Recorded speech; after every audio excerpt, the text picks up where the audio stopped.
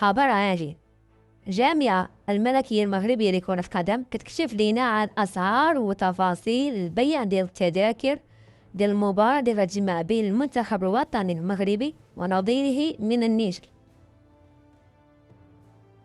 غادا تنطلق العملية ديال البيع ديال التذاكر ديال المباراة ديال المغرب والنيجر اللي كتدخل في إطار تصفيات كأس العالم 2026 صباح غد الثلاثاء عبر المنصة الرقمية ويبوك.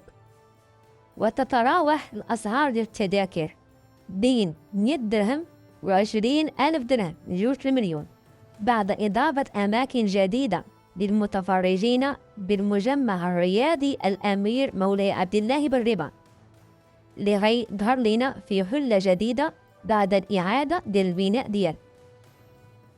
وتبلغ الأسعار ديال التذاكر بين 100 درهم بالنسبة إلى الدرجة الثالثة، و200 درهم بالدرجة الثانية، و300 درهم بالدرجة الأولى، و1000 درهم بالنسبة إلى صالون ضيافة، و1500 درهم للمنصة الشرفية VIP، و2000 درهم للمنصة الشرفية العليا.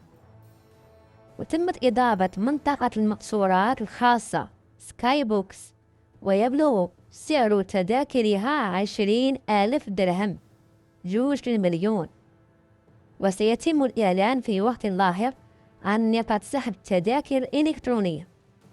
شددت الجامعة الملكية المغربية لكرة القدم على ضرورة التزام أصحاب التذاكر بالأرقام الكراسي المخصصة والمدونة على التذاكر.